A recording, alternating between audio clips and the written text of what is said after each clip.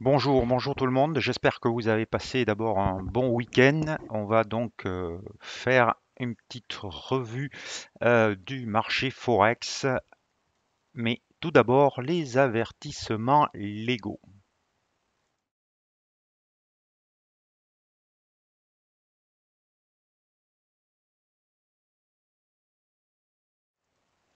Voilà, donc pour commencer, vous avez à l'écran le dollar canadien. On va revenir sur le dollar, excusez-moi. Voilà. Suite donc aux chiffres qui étaient très décevants de vendredi sur les non-farm payrolls, les créations d'emplois qui sont sorties sur des niveaux de 250 000 alors qu'on attendait plutôt 750 000. On voit la bougie de vendredi qui a été baissière pour le dollar ici. Mais ce matin, on a un rebond qui a commencé vendredi d'ailleurs, puisque vous voyez qu'il y a une mèche basse et qui se prolonge aujourd'hui avec la session asiatique et la session européenne. New York est fermé cet après-midi, aujourd'hui, donc peut-être que la volatilité ne va pas être au rendez-vous.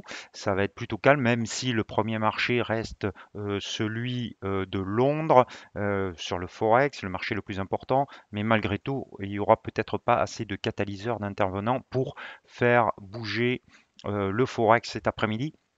En tout cas, vous voyez que le dollar a cassé un support à 92,42 et est revenu sur un point bas.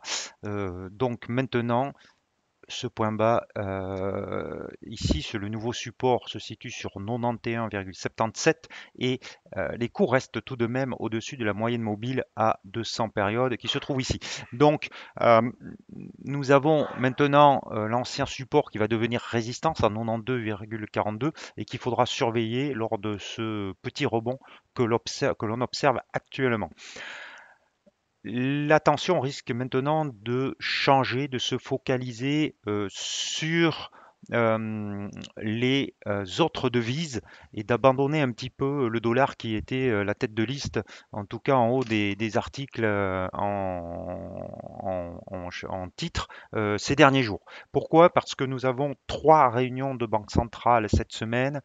Demain matin, la Banque d'Australie, la Banque centrale d'Australie, dont on n'attend pas grand-chose, difficile de voir ou d'anticiper une réduction de leur programme d'achat d'actifs, étant donné qu'ils ont toujours des mesures de restriction style confinement. Donc, compliqué euh, de voir ça.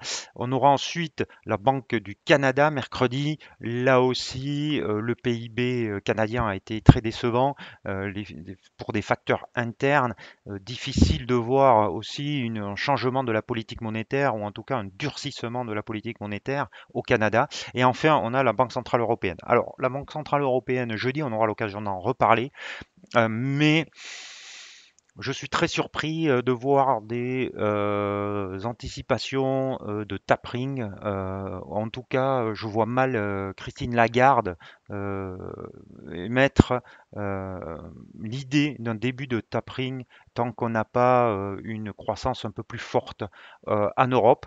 Ceci étant, euh, plusieurs membres de la BCE ont commencé à en parler, donc peut-être que ça sera la surprise de jeudi. Euh, voilà, l'euro a monté aussi grâce à ça. On va le voir tout de suite. Donc retenez pour le dollar 92,42.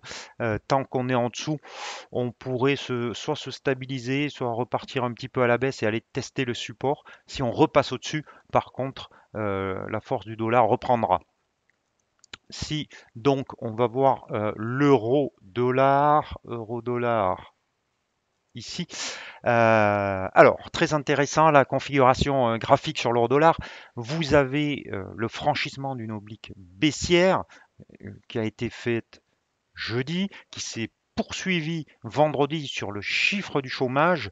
On est allé toucher au point près la résistance à 1,1909 et on a clôturé dessous et surtout on a affiché une bougie, un chandelier en forme de doji, donc qui est une figure d'hésitation, voire une figure de retournement.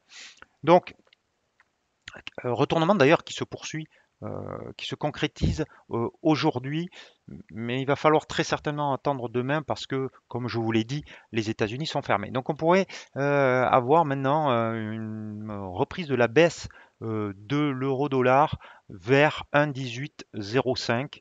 On pourrait avoir très bien un schéma comme ça. Et ensuite, eh ben, on verra bien si la baisse reprend ou si c'est juste une correction de la dernière vague de hausse et on reprend sur la résistance. En tout cas, plutôt baissier sur l'euro-dollar actuellement, en tout cas aujourd'hui ou dans les heures qui viennent. On va enlever, si on passe sur l'horizon de temps inférieur, euh, on a un support à 1,1860 actuellement qui semble se décider, 1,1860, 1,1850 ici, voilà, plutôt un 18,57, voilà, pour être précis. C'est une droite de polarité, hein, vous pouvez la voir ici qui a servi de résistance et qui euh, sert maintenant de support, qui a même servi de support ici. Donc, surveiller un 18,57. Si on repassait, si on clôturait sous un 18,57, on pourrait très bien aller chercher la moyenne mobile à 200 périodes qui est actuellement sur un 18,15, voire le support dont je vous ai parlé, un 18,05. Donc une idée de trade, cassure des 1,1857, vous pouvez shorter avec objectif 1,1815, 1,1805 et un stop loss qui peut être par exemple au-dessus de 1,1875, puis un stop suiveur avec la moyenne mobile à 13 périodes. Voilà pour cette idée. On va rester sur les paires en euros. On va revenir sur l'euro-yen. L'euro-yen avec donc cette résistance aussi de retracement de Fibonacci à 38,2% et 30,56 résistance, droite de résistance. Donc cette zone 56-60 qui pour l'instant fait obstacle et qui nous empêche vraiment de se positionner puisqu'on a plusieurs supports, on a la moyenne mobile à 200 périodes juste en dessous, difficile de se positionner. L'euro sterling, on est toujours dans la même configuration depuis des semaines et des semaines. L'euro suisse, je vous l'ai dit, 1,0870, très important. Pour l'instant, on est dessus. On est à 1,0868. Donc, si d'aventure on arrivait à franchir cette résistance, on pourrait aller plus haut. On pourrait aller chercher la moyenne mobile à 200 périodes à 1,0915 dans un premier temps, voire remonter sur 1,10. Donc surveiller la tendance là à très court terme, elle est haussière, mais il faut valider ce franchissement pour maintenant se positionner à la hausse si d'aventure vous ne l'avez pas déjà fait. L'euro AUD, l'euro AUD, hop, on va revenir bien sûr sur le quotidien. L'euro AUD, on est sur un support à 1,59. Tester une fois ici et une autre fois quasiment ici. On voit l'hésitation. Effectivement, je vous l'ai dit, demain, réunion de la Banque centrale d'Australie. Donc, wait and see la décision. On en reparlera demain de la devise australienne. Je vous montre quand même que ceux qui croient en durcissement de la politique monétaire, vous avez l'OSI qui a franchi 0,7426, pardon, qui était 27, qui était la résistance, une clôture au-dessus, un pullback aujourd'hui dessus sans la casser. Donc on peut peut-être venir chercher la moyenne mobile à 200 périodes selon le discours de la Banque centrale cette nuit avec un stop sous 0,7427. Si on revenait dessous, ça serait pas bon signe, mais les moyennes mobiles se croisent à la hausse. Donc, attendre la décision de la Banque centrale australienne avant de se positionner, plutôt sur un trade haussier si 0,7427 tient. On va aller maintenant voir le câble. Donc, outre manches. Vous avez une configuration de petites reprises, plutôt de stagnation horizontale, hein, de consolidation horizontale entre 1,40 et 1,3570. Ça, c'est la vue d'ensemble. On voit que la moyenne mobile à 200 périodes, vendredi, pardon, a empêché les cours d'aller plus haut et qu'on retourne un petit peu à la baisse aujourd'hui. Pas grand-chose à attendre à moyen terme et sur le court terme non plus. Il faudra avoir des cours qui montrent une tendance un peu plus forte avant de se positionner. Plus intéressant par contre, aux antipodes, là, le kiwi, je vous en parle depuis longtemps. Je vous dis qu'il vaut mieux être haussier sur cette paire puisqu'on attend une, un durcissement, une hausse des taux. Ça serait la première banque centrale à hausser les taux. On voit que malgré la baisse ici qui était due à une déception suite à la non-décision de la Banque centrale de Nouvelle-Zélande, on a une hausse continue qui permet de franchir la résistance importante à 0,7106, puis la moyenne mobile à 200 périodes.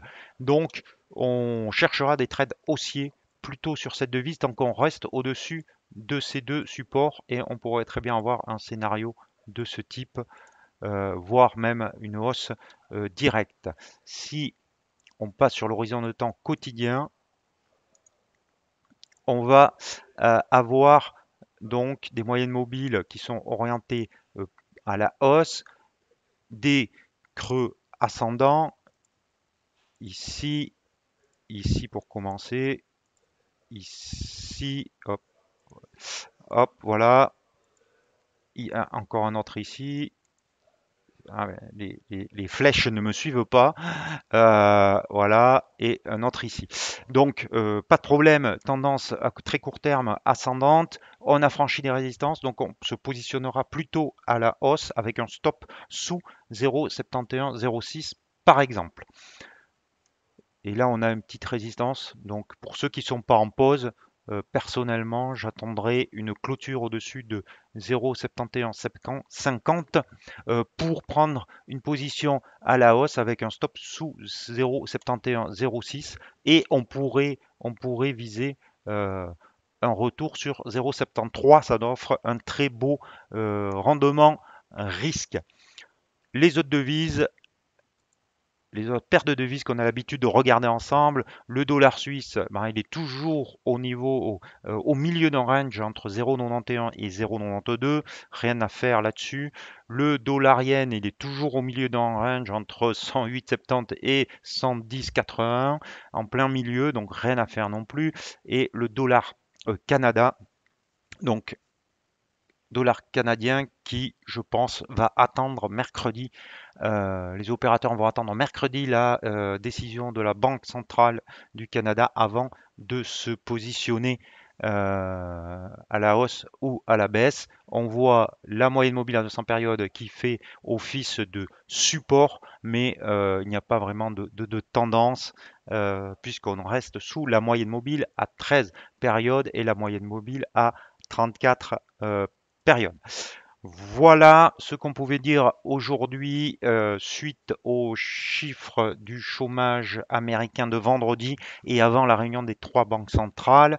Donc, changement de focus sur les devises australiennes, européennes et canadiennes plutôt que sur le dollar cette semaine, très certainement. On regardera donc les points que je vous ai indiqués plutôt sur l'euro-dollar et le kiwi qui semble pour l'instant les devises les plus à même d'offrir une opportunité de trade. Je vous souhaite à tous et à toutes de bons trades. Je vous souhaite un bon café, je ne l'ai pas oublié. Et je vous dis à demain. N'oubliez pas vos stop loss.